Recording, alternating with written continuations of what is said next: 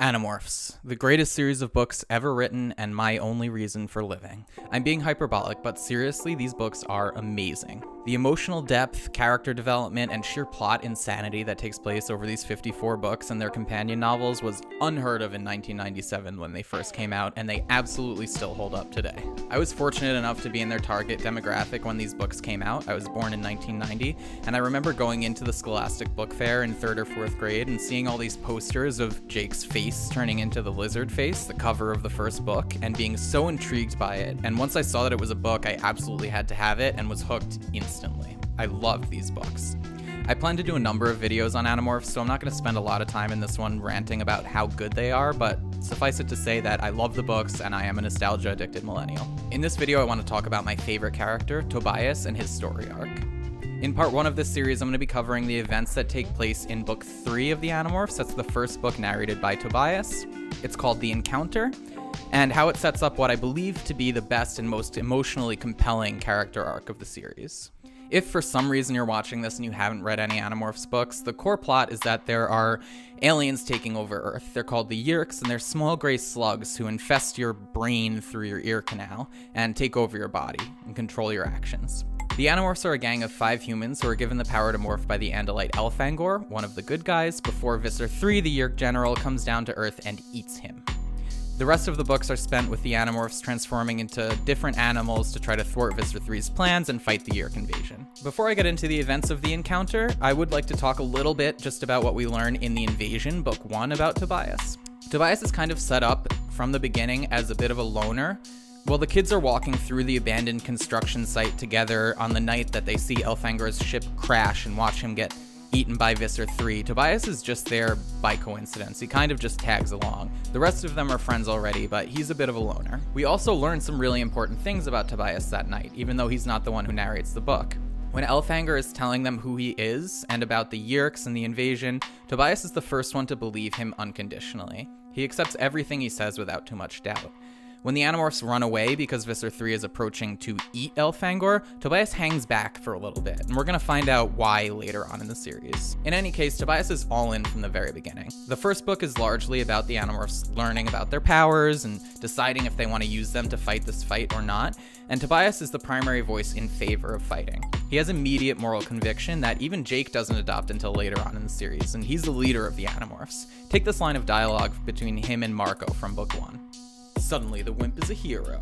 Maybe I just found something worth fighting for, Marco. You don't even fight for yourself. That was before the Andalite, before he died trying to save us. I can't let that go. I can't let him die for nothing. So whatever you guys decide, I'm going to fight. Tobias also loves to morph. He's the first of the Animorphs to try the morphing ability on his own, and he demonstrates more curiosity about their new powers than even Cassie does, and she's portrayed as the one who's the most in touch with the morphing ability throughout the series. Tobias loves flying especially, and he spends a great deal of time in his red-tailed hawk morph in book 1. Unfortunately, this gets him in trouble because, as we know, if you stay in a morph for longer than 2 hours, you will be stuck in that body forever. And in the end of book 1, Tobias gets trapped in the Yeerk pool complex and is unable to morph out of hawk for over 2 hours, and he's stuck as a hawk at the end of the book. So this brings us to The Encounter, the book that we're going to be talking about today, book 3 in the series, the first book narrated by Tobias. This one really sets up who he is as a character. It signals the struggles that he's going to face as the series progresses. It's only the 3rd book in the series, so Applegate really hits us over the head with this heavy emotional plot pretty early on, which is really well done for a kid's book, and I'm going to be talking about that throughout this video. The main theme of this book is Tobias reluctantly coming to terms with the fact that his body is now a hawk's body, as well as the greater questions that arise because of that. The book opens with Rachel and Tobias on a vigilante mission to free a hawk that's being used as a marketing gimmick for a used car lot. After their success, as the hawk flies away, Tobias has a fleeting impulse to fly away with her. This is our introduction to the book's central question: where does Tobias belong? Very shortly after this, we get a lot of direct narration from Tobias, talking about how excellent flying is and how free it makes him feel. As a reader, we can really experience Tobias' struggle here. As a kid, I always dreamt of flying, specifically because of these passages in Animorphs, probably. but I also could relate to Tobias' struggle of ostracization that he feels. The book does a really great job of taking emotionally complex themes and presenting them in a way that a kid can understand. Although Tobias is stuck in his hawk body now, which separates him from the life that he had before, he's also now able to fly, when before he was firmly tethered to the ground. And this is going to be the ongoing sort of conflict that Tobias faces. He misses being a human, but his life as a human was really inhibited due to a number of reasons beyond his control. So he has this freedom that he didn't have before, but he also is trapped in a way that he's never been, and this confuses him. So we learn that Tobias now lives in Jake's attic and that Jake provides him with food. The only part of Tobias's hawk life that he's really accepted so far is the flying. He hasn't accepted having to hunt and kill in order to eat yet. And whether this is because he's disgusted by the idea of eating rodents, or whether he's disgusted or scared of what it represents to take that step, we don't really know. But for now, he's being fed by Jake. We get some more insight into Tobias' character via some internal monologue that he has when Rachel expresses that she doesn't really like him living in Jake's attic. He says, "I hated the way they all felt sorry for me. All they could see was that I was not what I used to be. All they saw was that I had no home. But they didn't really understand. I hadn't had a real home since my parents died. I was used to being alone, and I had the sky." This is an early insight into one of Tobias's core character traits. He is self-sufficient. He neither wants nor needs sorrow or pity or understanding from the other Animorphs, or anyone else for that matter. He doesn't expect the rest of them to understand what his struggle is because they literally can't. Their human lives are better now than his was when he was a human, and they can't possibly understand what it's like to be trapped in an animal's body. This early charity that Jake's providing obviously isn't going to last, and the more we get to know Tobias, the more we know that he's definitely not going to let someone feed him for this long. We're then introduced to the non-Tobias plotline of the book, which involves the discovery of a cloaked Yeerk carrier ship that's being used to transport resources from Earth, presumably to some Yeerk mothership that's in orbit. Tobias is the one who discovers the ship, and when he lets the Animorphs know, we're treated to another scene of him and Marco arguing over whether it's too dangerous to investigate or not, with Tobias winning the day again. Marco, for the record, is not a cowardly character. He's actually the most pragmatic and probably the smartest of the Animorphs. He just has a lot more to lose than the rest of them do, and we'll get into his arc a little bit in another video series. So the gang morphs wolves to go and check out this ship. Tobias keeps watch, because obviously he can't morph wolf as well. Once again separate from the group, in spite of his place as their eternal air guardian. Applegate takes advantage of all the time that Tobias spends in the air separate from the group to give us a lot of his thoughts via internal monologue. This time he wonders what it might be like to be a wolf, thinking that he might ask one of the Animorphs after the mission's over, but then he quickly follows this up by thinking, then you can ask them what it's like to be human. Tobias doesn't want any pity from others, but he certainly seems like he's willing to let himself get away with a little bit of self-pitying. The Animorphs figure out what the ship's purpose is as they're leaving. It's a carrier ship that's harvesting resources from the planet, and Tobias then encounters the hawk that he and Rachel freed at the beginning of the novel, and he has a fleeting moment where he realizes that he's scared of her for some reason. And the more he thinks about it, the more he realizes that it's not her that he's scared of, it's what she represents. And what she represents is the idea that he might actually belong with her. This cleverly sets up two sub-conflicts to the book's main question of whether Tobias belongs with hawks or humans. Some of the most basic primal human needs are being demonstrated here. The need for food and the need for companionship, both in terms of emotional companionship and also just physical companionship for procreation purposes. Tobias lets Jake feed him because he doesn't want to have to hunt, even though the hawk's instincts are constantly driving him to. Similarly, he nurses this more than friendship with Rachel, with whom he cannot physically be, while his hawk instincts are telling him that he should abscond with this lady hawk. He's pulled out of his romantic reverie by realizing that the group is in trouble. They've run into a pack of real wolves. Tobias takes time to note how good the hawk's eyes are, and I'm beginning to think that these vocal appreciations of hawk traits specifically and purposefully follow the internal struggle that Tobias has whenever it's demonstrated to us via his narration. So the gang fights some wolves and then almost gets stuck in wolf morph, which is horrifying, and as they finally painfully resume their human forms, Tobias has some mixed feelings. He's glad that they're human again, but this also causes him to really appreciate the fact that he is trapped as a hawk, that he's not going to be able to get out of this body ever. So he flies away in a bit of a huff. Later in Jake's attic, we learn that Jake has simply been packing up human food in Tupperware and leaving it for Tobias. He's including whatever his family happens to have eaten that night, and not all of it is digestible for hawks, but Tobias doesn't quite have the heart to tell him this. Tobias has some hunger pangs, noting that it's probably not for ground beef and mashed potatoes, which is what Jake's left for him this day, and decides to go meet Rachel. I guess he's trying to distract from an unfulfilled hawk need by filling a human one. At Rachel's, Tobias tells her about his feelings that he's been having about the Lady Hawk that they freed, and Rachel tells him that he's definitely fully human. She insists that it's what's on the inside that counts, not what body he's in. She shows him a picture of his old self that she has for some reason, and she lets him know that she's sure the Andalites are going to come back to Earth one day to finish the fight, and that once they do, they'll definitely be able to find a way to get Tobias back in his human form. She sounds confident, but Tobias notes that he can tell she's holding back tears. As he puts it, hawks don't miss much. The next day, Tobias is flying around ruminating while the rest of the gang is at school. He has a few urges to eat some random mice, mirroring his desire to bang Lady Hawk. This time, Tobias's rumination is mostly dominated by thoughts of all the bad parts of his human life that he's got to leave behind. All the school, the bullies, the neglectful family. He doesn't have to deal with any of this anymore. He's definitely past any limitations that his undersized, scrawny human form placed on him, and now he can fly.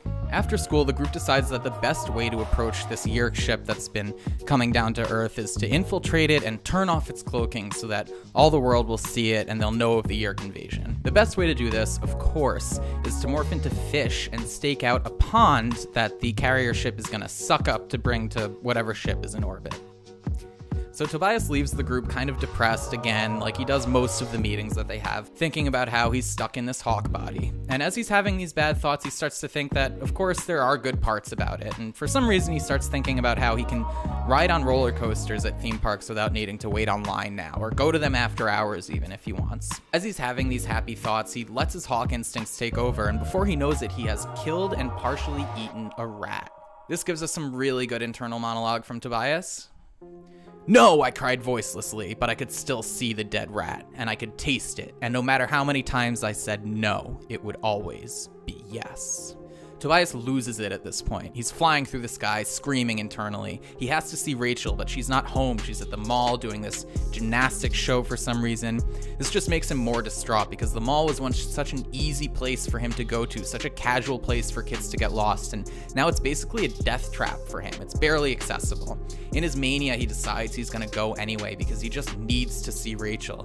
He gets in through the revolving door after some actual customers, and he flies around, hitting into things, making a huge mess, and finally he comes upon Rachel doing this gymnastics demonstration. He nearly collides into a brick wall, and she can tell something's up. He tells her that he killed and that he's lost, and she tells him as long as he has friends, he'll never really be lost, and then she gives him a shove to get him airborne because there are people watching, they're coming to try to help, they think she's being attacked by this hawk.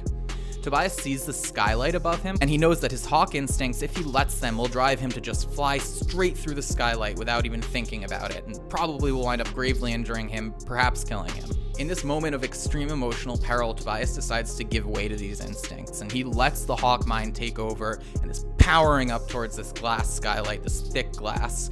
And right before he hits it, a baseball crashes through it and breaks it. And Marco threw this baseball because Marco, of course, was at the mall spying on Rachel in her gymnastics competition. So Tobias flies through the skylight and he's free. And over the next few days, he goes totally hawk. He's hunting to kill. He establishes a territory. He's only human at night when he dreams. And these dreams are distressing for his hawk mind, but he kind of puts them to the side. The hawk's not too bothered by it.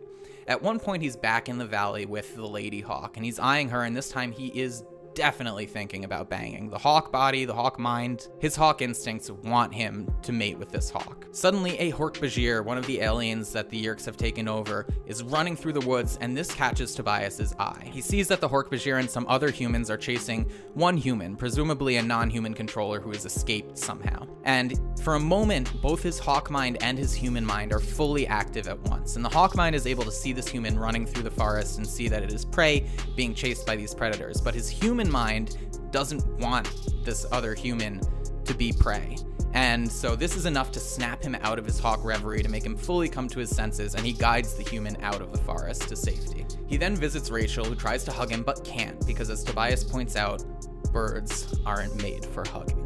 Rachel points out that he basically tried to kill himself, and he has no real answers for her.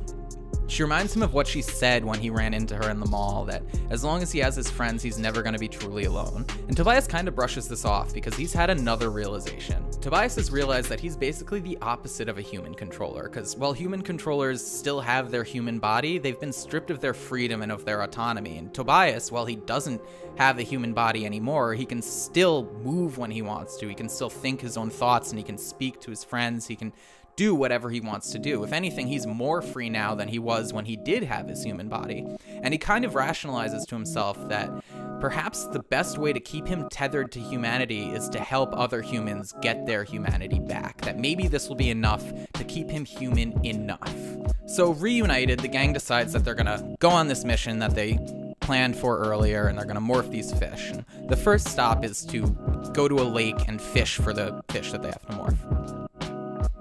The lake in question is right by this Lady Hawk's territory, and once again, Tobias is eyeing her with desire. He eats like a hawk now, so the needle is moving towards hawkdom. It's only a small step before he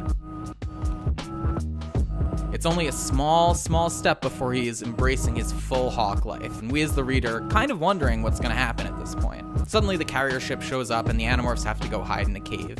They realize that Visser 3 is here, so their previous plan of walking down to the water and morphing the fish that they've just acquired before the lake is sucked up is off the table because there's a lot of security around. So their new plan is that Tobias is going to carry them in their fish bodies over the lake and one by one drop them into the lake, where then they'll be sucked up into the ship and they can morph into their battle morphs and destroy it from the inside out. This is the plan. So this plan somehow succeeds, and the Animorphs are inside of a water tank inside the carrier ship trying to figure out how to get out. Tobias is cruising the skies around, just kind of keeping patrol, and he sees some Hork-Bajir getting tortured and says, "I won't describe it to you. This will be my private nightmare."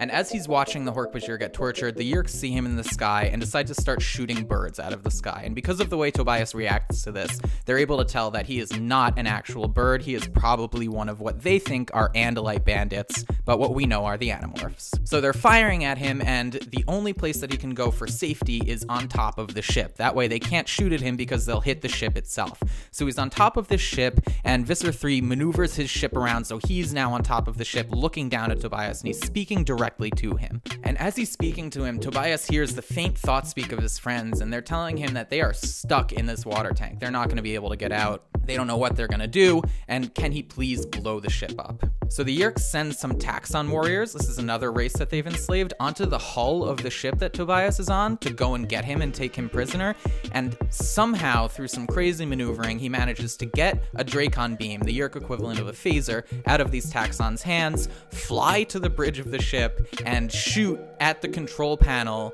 until the ship explodes.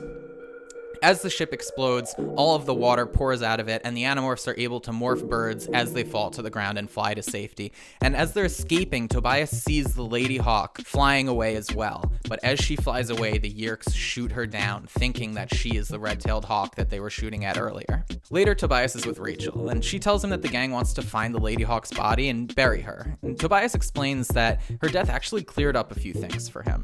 He realized that as he mourned her, he made the right decision in choosing not to abscond with her, to give in to that hawk impulse to mate with her. A hawk mate wouldn't have cared if she died, and Tobias does. So at the end, what does that make him?